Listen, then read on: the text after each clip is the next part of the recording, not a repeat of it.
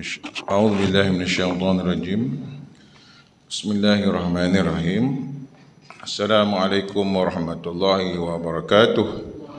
الحمد لله والصلاة والسلام على سيدنا ومولانا رسول الله وعلى آله وأصحابه ومن تبعه ونصره وولاه.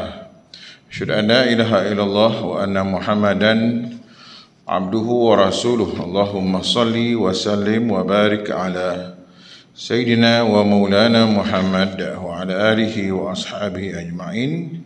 رب اشرح لي صدري ويسر لي أمري واحلل عقدة من لساني يفقهوا قولي.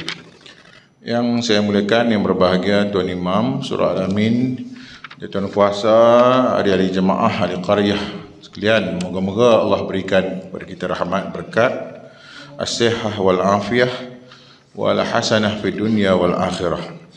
Pada malam ni kita akan merujuk kepada sirah Nabi Muhammad SAW setelah kita merujuk pada usia Nabi 12 tahun.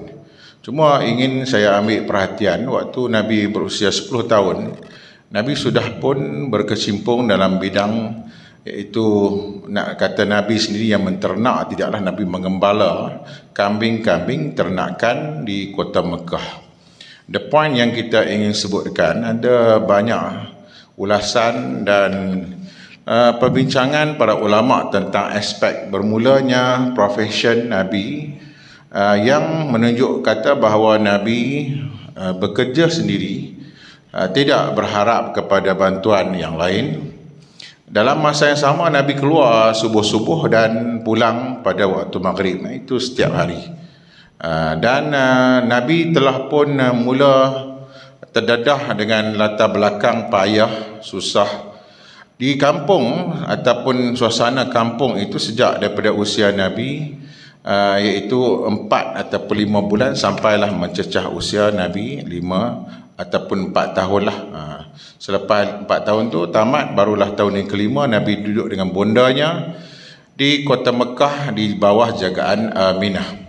Jadi latar belakang di Taif, desa, orang-orang di Taif juga berkebun, bercocok tanam dan juga menternak binatang. Kemudian Nabi setelah duduk dalam environment yang dipanggil macam kita suasana yang sihat, latar belakang dari sudut cuaca dengan keadaan di Taif yang bebas daripada wabak, penyakit, maka Nabi pun pulang ke Mekah. Itu pun selepas Nabi duduk di Mekah setahun, Nabi dibawa oleh bondanya ke Yathrib. Yathrib ialah di Madinah Al-Munawwarah. Nabi duduk sebulan, Nabi masuk lagi ke kampung Bani Najjar.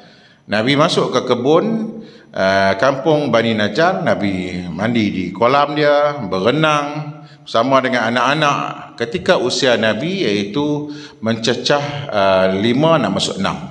Jadi saya nak bagi plot-plot dia tu, plot-plot yang jarang kita dedahkan. Jadi Nabi berenang, pergi ke kolam di kota Madinah bersama dengan saudara-saudaranya, yang sebelah bapanya ada juga saudara maranya. Dan kita sudah mengetahui bahawa Nabi ketika usia 2 bulan kan, dalam kandungan mak dia, kematian bapanya yang dikebumikan di Yathrib, dikebumikan di Madinah lah, zaman sekarang dipanggil Madinah.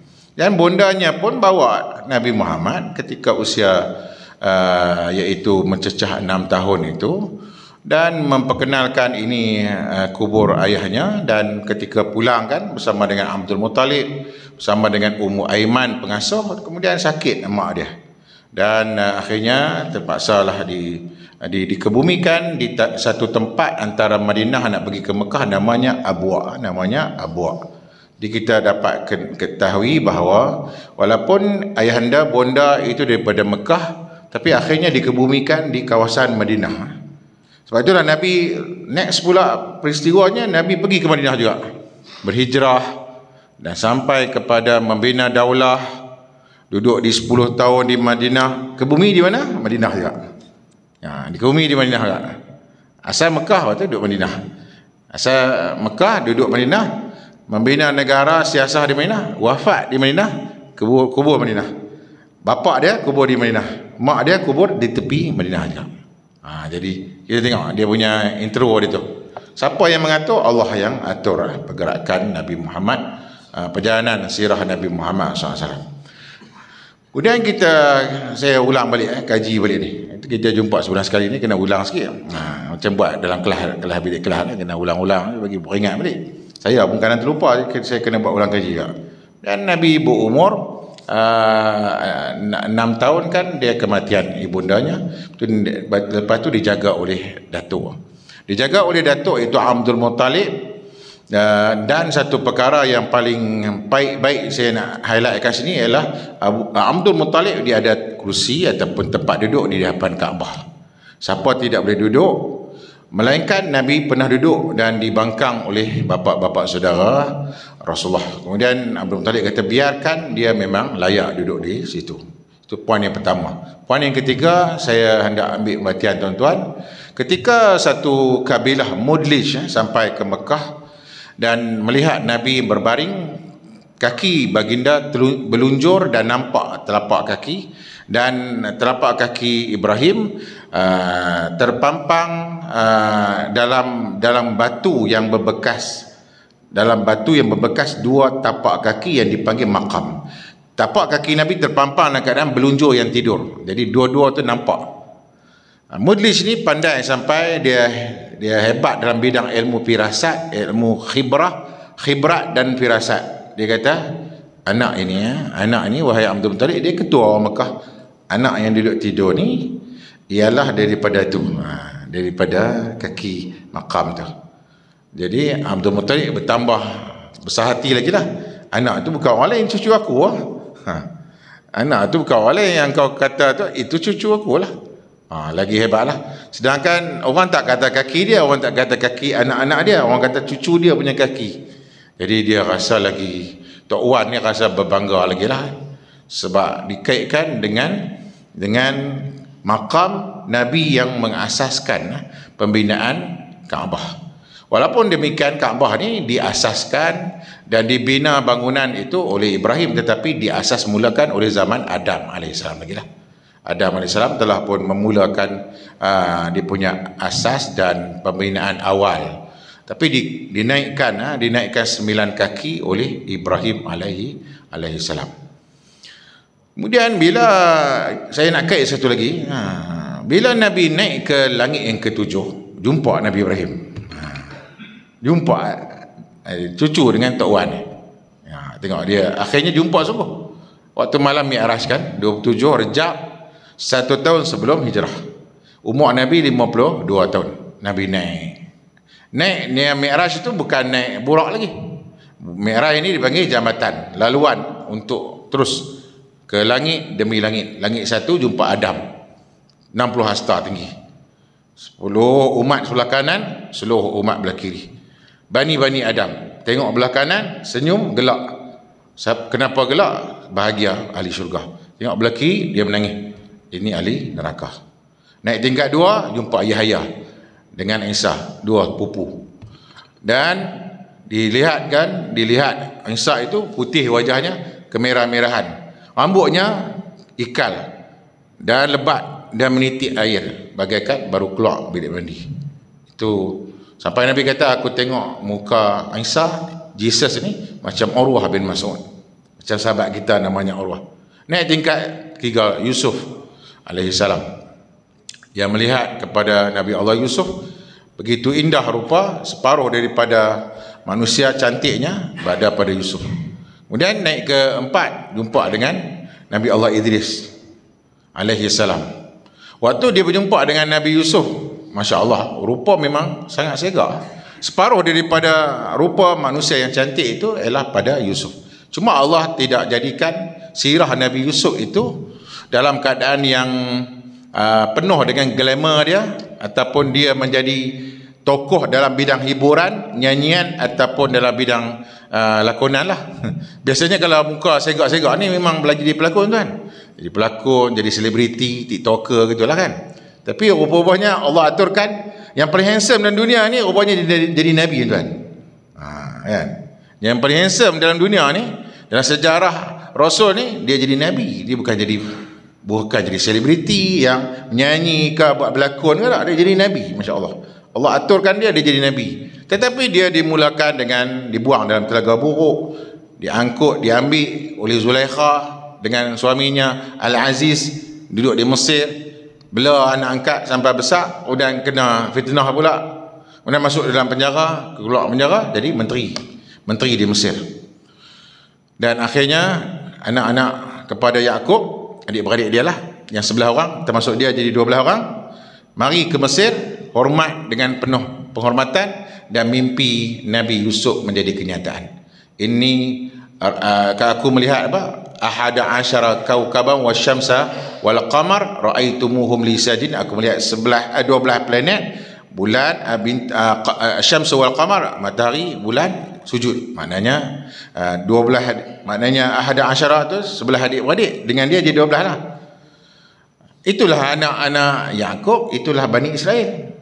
Itulah Bani Israel. Bani Israel ni sebenarnya 12 puak. Yang hak Israel sekarang ni tuan-tuan, Israel hak Allah ni dia bukan hak nombor 12 tuan, dia nombor 13. Hak tu penyamun tu. Hak nombor 13 tu dia bukan dalam tribe yang hak 12 tu. Yang legal tu. Hak tu dah keluar daripada kabilah dah. Tu main daripada Georgia kat Armenia mana tu. Dia main belungguk duduk kat Palestin, batu tuntut ke kerajaan Osmaniyah apa kan, Sultan Abdul Hamid kedua, betul lala kali ditubuh kerajaan Israel Haram. Jadi depa mengakulah kami ni anak cucu Yakub juga. Tribe depa tu tribe nombor 13 yang tak ada pun dalam catatan sirah. So kita kena belajar sirah juga supaya kita dapat kenal pasal apa yang depa duk claim depa nak duduk di Palestin. Depa bukan pewaris sebenar pun. Keluar daripada 12 adik-beradik yang merupakan anak-anda Nabi Allah Yakub bin Ishaq bin Ibrahim. Poin yang menariknya, Nabi Yusuf ni cerita menarik sampai Nabi sebelum Isra Mi'raj tu turun surah Yusuf, cerita tentang dia. Sebelum Nabi Isra Mi'raj turun surah Yusuf. Dan siapa baca surah Yusuf tuan-tuan? Masya-Allah.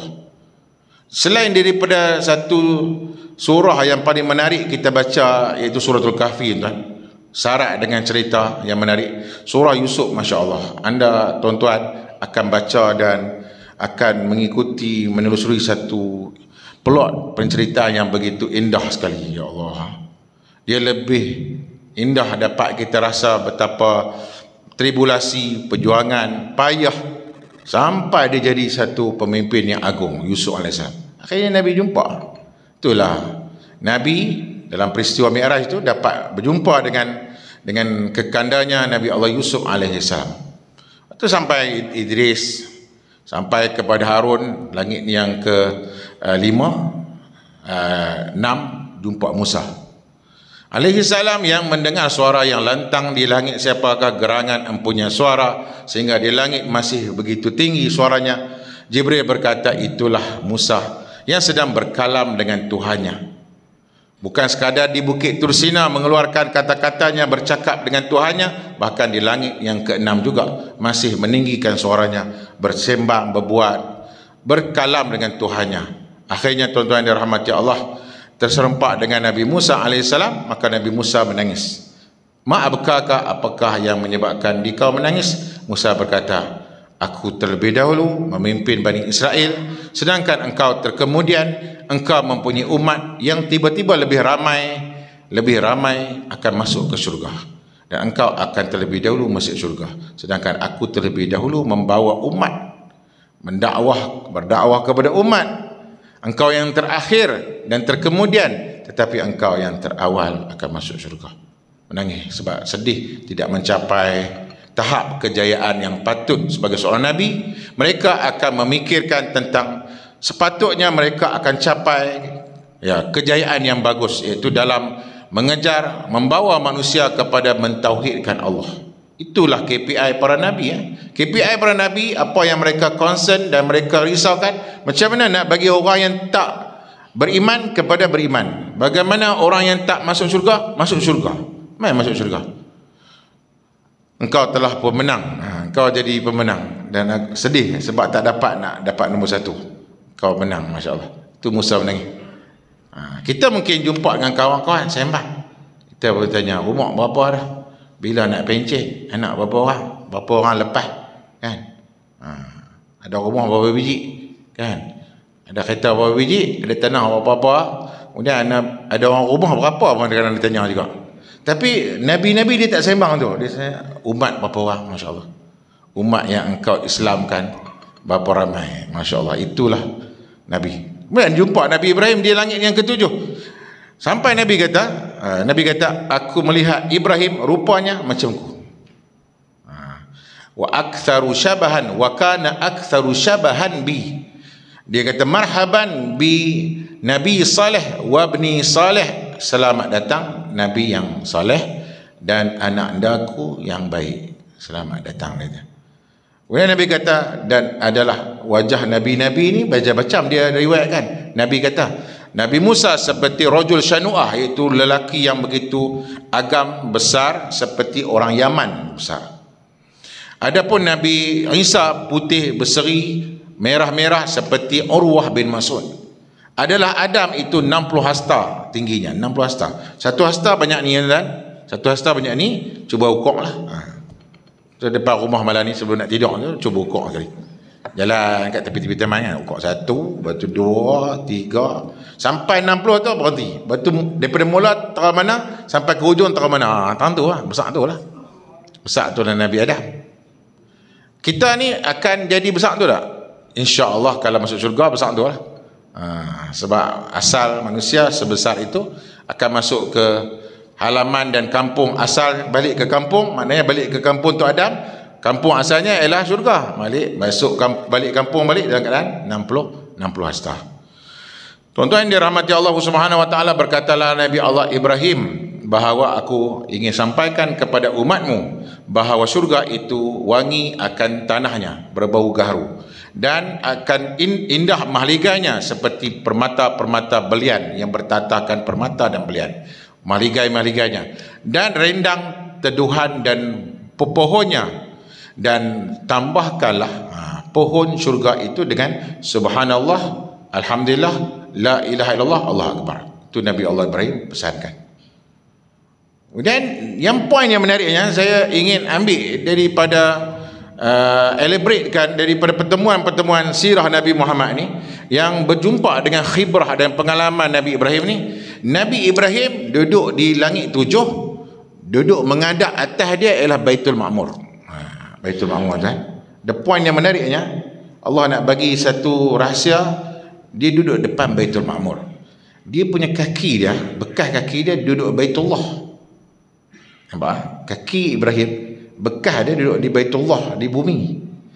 Dia punya badan dia, ruh dia lah, dia panggil ruh dia duduk langit 7. Dan dia duduk Baitul Ma'mur. Atas dia Baitul Ma'mur. Baitul Ma'mur tempat 70,000 para malaikat tawaf. Menghadap, di kakinya sedang berhadapan dengan Baitullah, bekas kakinya. Ruhnya, dirinya ataupun rohnya sedang menghadap Baitul Ma'mur, Kaabah di langit Tuhannya. Allah. Tengok dia punya hadiah terang mana kan. Hebat ada Nabi Ibrahim ni. Oh, kan calang-calang tak? Kemas ada dia punya anugerah yang Allah bagi dia. Kaki dia ada bekas depan Kaabah. Dia punya roh dia menghadap Kaabah duduk langit tu. Duduk dia punya makam dia setara tu kan. Oh, pangkat tinggi tu. Dan 70,000 para malaikat yang tawaf ni tak akan boleh keluar dah. Tak boleh nak masuk dah. Dia bila keluar dia tak boleh nak masuk dah. Dia akan peluang satu kali je seumur hidup dia. Lepas tu nak bagi peluang kepada malaikat yang lain bertawaf dan bertawaf. Orang ulama kata al-jaza min jinsil amal, iaitu balasan anugerah sebagaimana amalan. Orang yang buat baik dibalas dengan baik. Orang yang urus masjid dibalas dengan masjid. Orang yang urus Kaabah dibalas dengan Kaabah. Tengok. Siapa yang urus Kaabah tu? Ibrahim. Siapa yang duduk depan Kaabah di langit? Ibrahim. Siapa yang kaki dia depan Kaabah? Ibrahim. Sampai dunia berakhir, sudah fana dunia ni, masuk ke alam barzakh, menghadap lagi masjid. Allahu Akbar. Ini Ibrahim AS. Poin yang kita dapat contoh lah. Dalam banyak-banyak sirah ni, sirah Ibrahim tu pun hebat juga. Sirah Ibrahim pengembara yang hebat. Daripada Babylon, Iraq, pergi ke Mesir, satu tamadun yang besar, pergi ke Palestin, tamadun yang besar juga, pergi ke Mekah, tamadun yang besar. Berapa negara dia telah menjelajah. Kaki dia tuan-tuan tak berlekuk macam kaki kita. Kaki kita dia ramping sikit. Kaki Ibrahim tengoklah. Kalau tuan-tuan tawaf berhenti saat kat Makkah tu. Tengok bekas kaki dia macam mana. Macam mana? Kaki dia kan jadi macam sama gitu.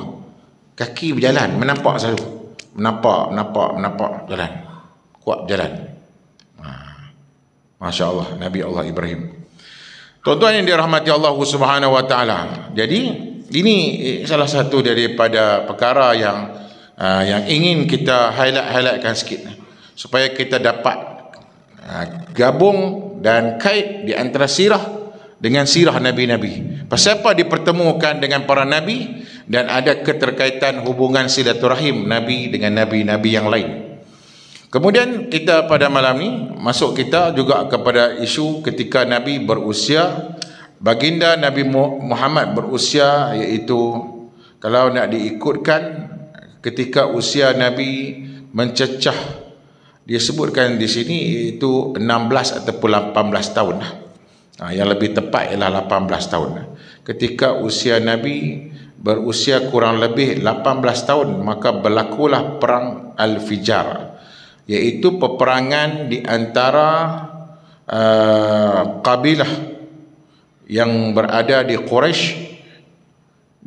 dengan dia kata pihak yang pertama ialah Quraisy, Kinanah, Qais bin Ilan, dan juga ada kumpulan yang kedua ini iaitu bertemu dengan satu kumpulan yang lain lah. Quraisy dari Kinanah ialah Harb bin Umayyah, kerana status beliau di kalangan masyarakat Quraisy di samping faktor umur, maknanya ini ialah Harbul Fijar, lebih tepat dipanggil Harbul Fijar lah.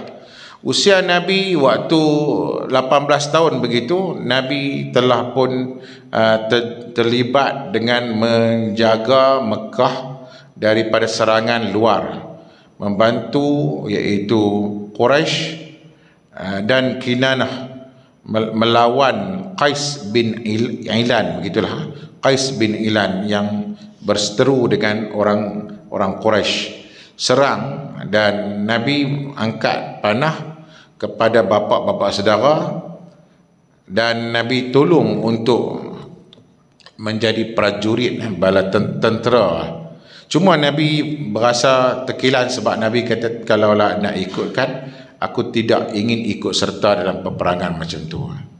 Sebab waktu tu peperangan yang bukan atas jalan la ilaha illallah lah, tapi atas nama Quraisy mempertahankan daripada kemasukan dan kemarahan pihak tentera yang ingin mengganggu gugat ataupun ingin menyerang di kota Mekah. Berlaku sampai bukan sekadar bulan yang halal berperang, bahkan sampai ke bulan-bulan haram. Ini disebutkan dalam kitab. Dalam kitab ni sikit, dia tak sebut banyak. Tetapi Nabi berkata, kuntu a'ambulu ala a'mami, aku telah pun memberikan anak-anak panah kepada bapa-bapa saudaraku ketika usia aku mencecah 16-18 tahun itulah, dan aku telah pun iaitu mengikut serta dalam aktiviti ketenteraan. Jadi ini the point yang berikutnya lagi. Tadi kita dah sebut bab menjaga kambing, mengembala kambing, dan Nabi berenang, Nabi berenang. Ini Nabi berperang. Hak kambing tu pula ada orang ambil poin yang menarik juga, ialah kambing akan mengajar seseorang itu tenang.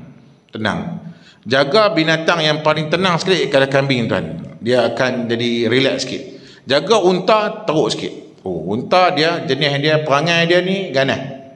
Di antara binatang yang paling sukar untuk dibentuk dan sukar untuk nak dibawa, nak tarik senang, tak boleh. Itu ialah unta. Unta payah. Unta ni bergaduh. Unta ni bising. Unta ni dia akan cemburu pun ada, marah pun ada. Dia marah tinggi. Dia akan simpan kepada penjaga dan kepada tuan dia lama. Dia simpan. Dia kena pukul sikit, dia simpan. Dia senyap, dia sabar. Tapi bila ada masa time tuan dia terlupa, dia bubuh penajam. Dia bubuh penajam tu, tendang je. Dia bagi flying kick je. Itu unta. Unta ni jenis gitu. Dia pendam, dia tahan, lepas tu dia tunggu. Ini hang buat aku. Tunggu setahun, 2 tahun, bagi. Dia ialah satu binatang yang tough lah. Binatang yang tough ialah unta. Tapi panas. Mazhab Ahmad bin Hanbal menyatakan siapa yang makan daging unta wajar mengambil wuduk kerana sudah batal wuduk. Dan pernah Omar marah kepada unta kerana bising dan tidak duduk senyap. Sampai dia kata syaitan. Dia panggil syaitan. Dia panggil dengan bahasanya diam, syaitan. Engkau ni macam syaitan kerana engkau tercipta daripada api yang menyala-nyala. Diibaratkan unta itu bagaikan api yang menyala-nyala. Berbanding dengan kambing ialah lambang ketenangan. Nabi ini bawa angkat kan. Pasal apa Nabi jaga kambing? Sebab Nabi dididik oleh Allah untuk menjadi bakal pemimpin dengan training ketenangan. Calm down, relax. Bawa kambing, jaga kambing, gembala kambing. Orang Mekah pakat duduk teringin, Nabi tolong jaga kambing aku sebab nampak keberkahan dia. Tempat mana yang mereka duduk letakkan kambing? Di kawasan Mina. Jadi Mekah pergi Mina, jalan kaki pergi sana, letak kambing situ. Jadi umur Nabi kecil tu, umur dia lebih kurang 10 tahun, tak nak bagi susah Abu Talib.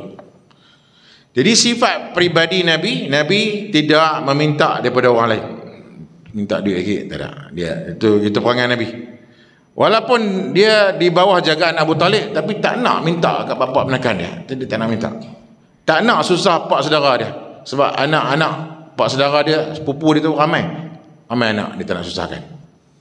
Kemudian kambing ini juga mengajar Nabi tenang dan menyebabkan Nabi ini Allah nak latih dia jadi bakal pemimpin. Maka dia kena biasa dengan membawa kambing, letakkan kambing, patah balik tiap-tiap hari supaya dia boleh conduct. Dia boleh manage dan boleh conduct kambing tu, lepas tu baru conduct orang.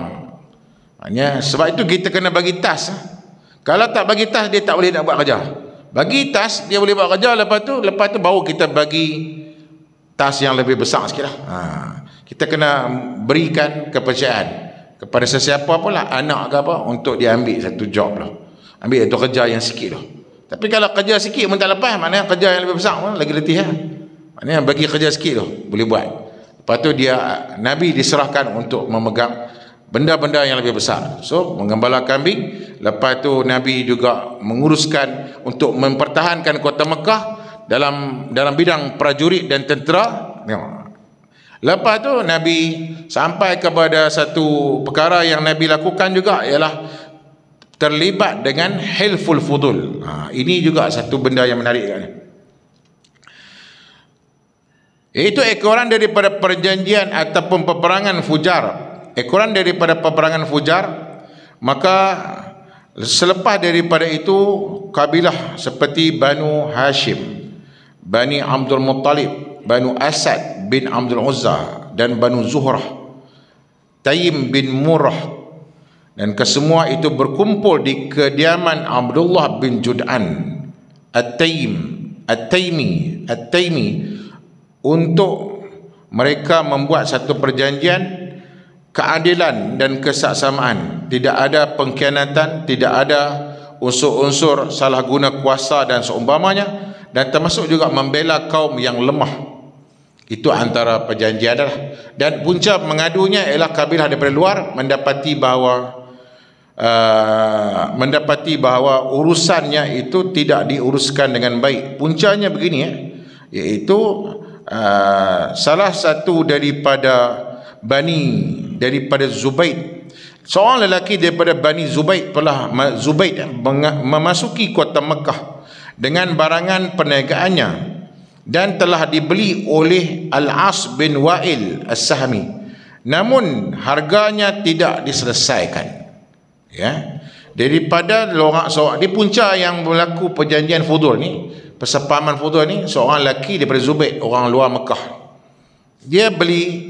dia uruskan dengan seorang namanya Al-As bin Wa'il As-Sahmi, beli barang dia. So dia pun nak bawa barang, tapi bayar tak habis, bayar tidak selesai. Namun harganya tidak diselesaikan sebagai tindak balas daripadanya. Beliau telah pun meminta pertolongan daripada sekutunya Abdul Dar dan Makhzum, Jum'ah, Adi, dan malangnya semua sekutunya tidak pun memenuhi permintaan Zubair ini untuk membayar harga barangan yang sepatutnya dia bayar. Barang dah bawa dah, tapi dia tak bayar. Barang apa kita tak pastilah. Orang Mekah ni menega.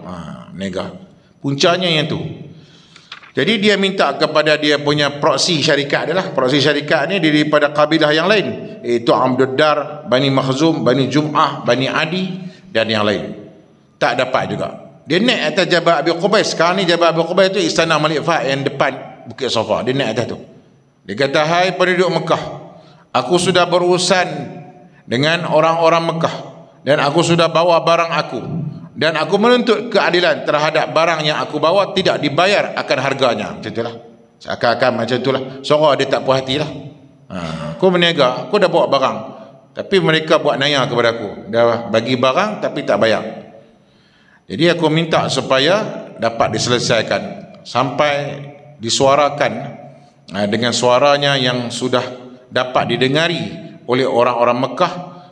Dan akhirnya Zubair bin Abdul Muttalib, bapa saudara Nabi lah, Zubair bin Abdul Muttalib bangun bertindak dengan katanya,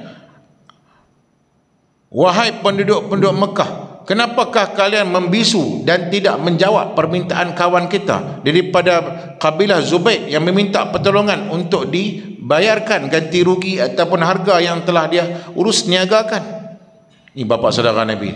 Maknanya Nabi, keluarga Nabi ini orang yang terhormat, orang yang akan membela orang yang teraniaya, termasuk Zubair bin Abdul Muttalib. Tapi kita jarang dengar nama Zubair kan. Yang kita dengar Abbas bin Abdul Muttalib, Hamzah bin Abdul Muttalib, dengan Abu Talib bin Abdul Muttalib, dengan Abu Lahab bin Abdul Muttalib. Betul tak? Kita jarang dengar kan nama Zubair ni. Tapi dalam sejarah, waktu Nabi umur 20 tahun dia hidup lagi. Dia yang jadi pembela duduk di Mekah. Dia yang jadi orang kuat di Mekah aja. Namanya Zubair bin Abdul Muttalib. Naik atas bukit tu. Kata, hampa ni pasal apa senyap ni? Tak tolong kawan kita ni. Kawan kita dah kena naya ni. Dia bawa barang tapi hampa tak bayar dia. Waktu dia kata, tolong, mari kita tolong dia. Rentetan dari perkeluhan pembela ni, pembela orang yang teraniaya ni, namanya Zubair bin Abdul Muttalib. Maka dia buat satu perhimpunan mesyuarat di rumah Abdullah bin Jud'an. Umur Nabi waktu tu 20 tahun lebih kurang. Kecil lagi lah, remaja lah. Macam orang kata lepas SPM gitu lah. Dan perjanjian ini menyenaraikan, iaitu tidak boleh barang, tidak boleh, tidak adil, kena buat betul-betul semua serahan apa semua tu. Dengan kata yang lain, Hilful Fudul ialah satu perjanjian yang begitu hebat yang dilakukan oleh penduduk di kota Mekah, kabilah Quraisy, dan meminta agar Al-As bin Wa'il dapat, maknanya menyelesaikan, sama ada dipulangkan balik hartanya ataupun dibayar harganya. Pulangkan balik barang-barang yang kau dah ambil ataupun bayar harga yang sepatutnya. Maknanya itu di antara rentetan keputusan daripada Hilful Fudul. Nabi kata, dia kata dalam hadis yang tidak lebih kurang beginilah, dia kata, tidak ada satu majlis yang paling aku suka melainkan majlis Hilful Fudul.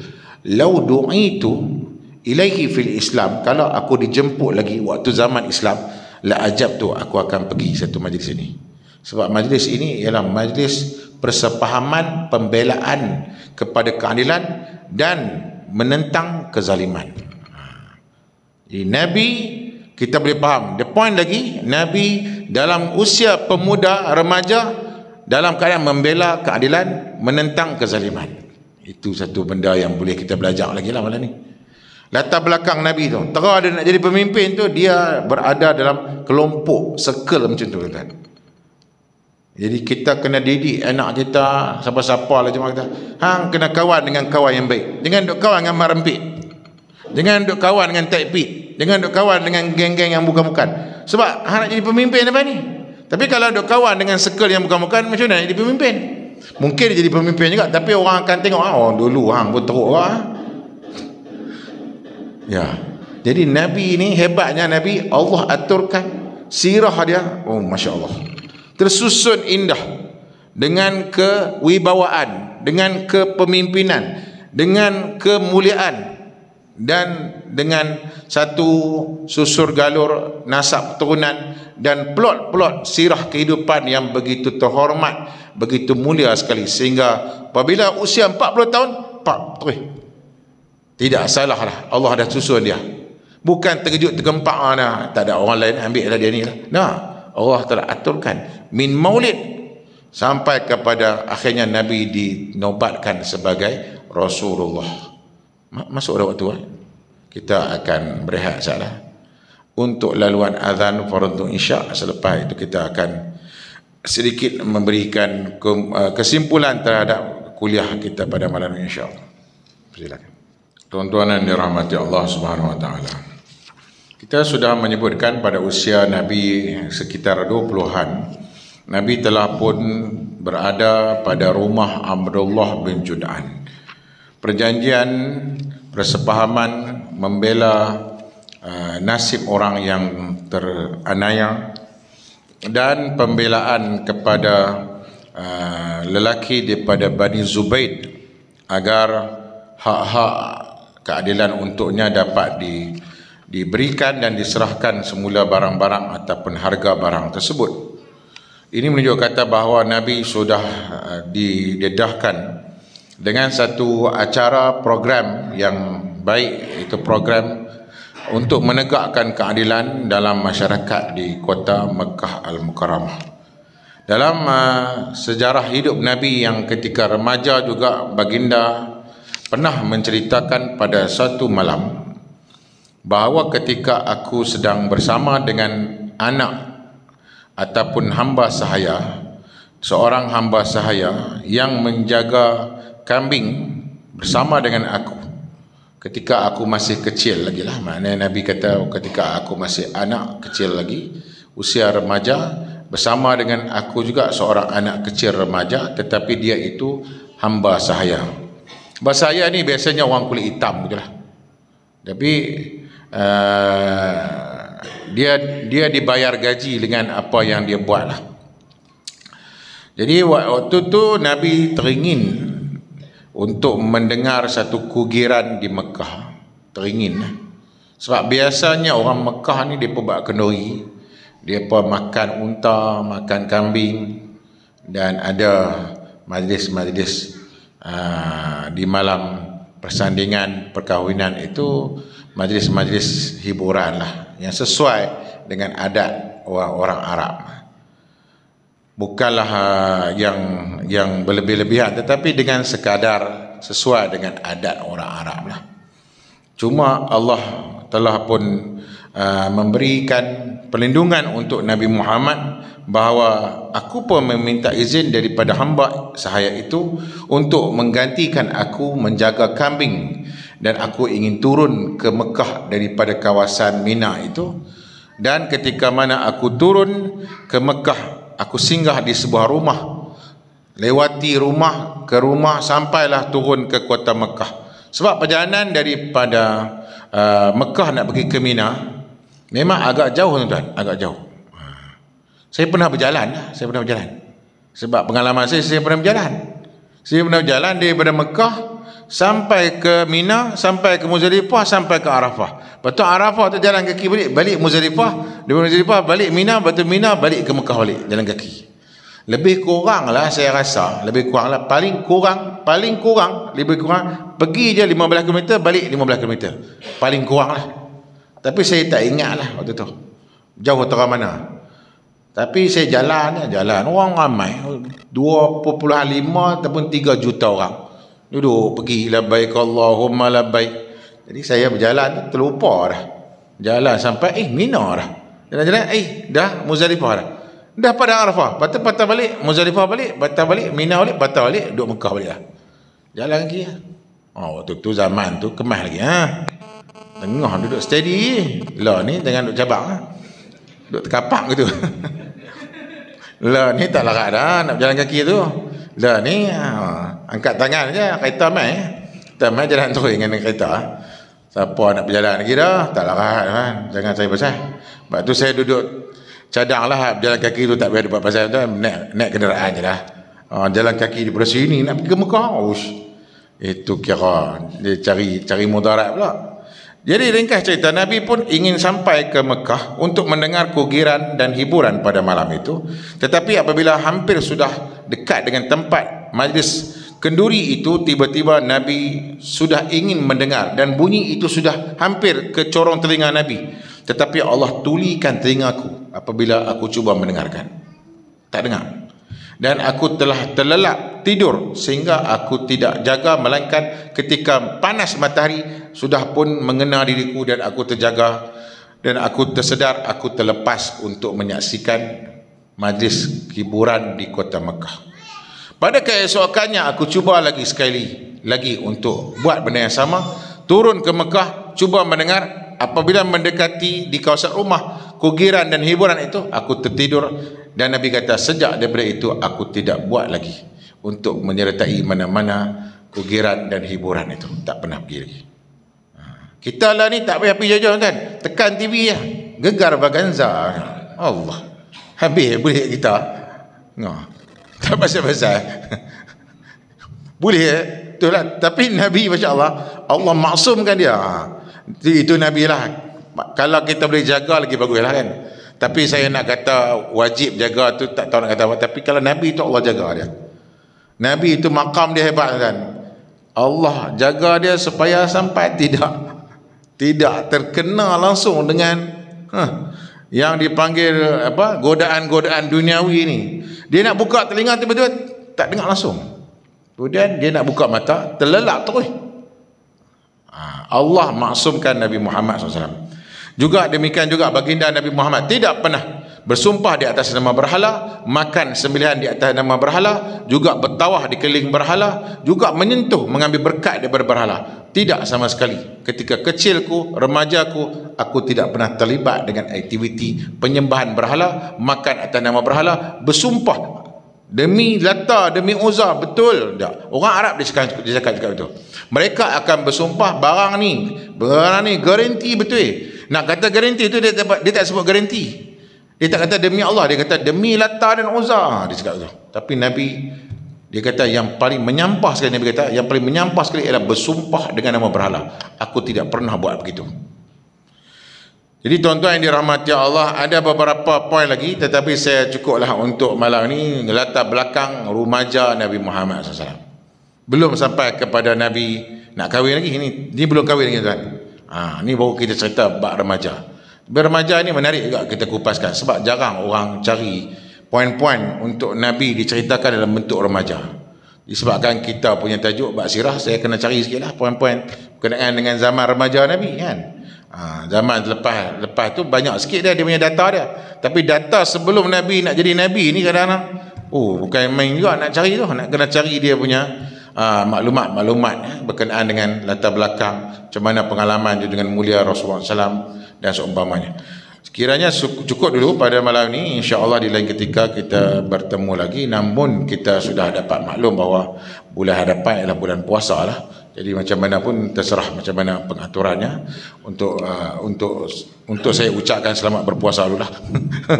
Untuk saya ucapkan juga selamat menyambut bulan Ramadan Al-Mubarak, dan selamat kita moga-moga melaksanakan ibadat as-siyam wal qiyam dan tadarus al-Quran insya-Allah.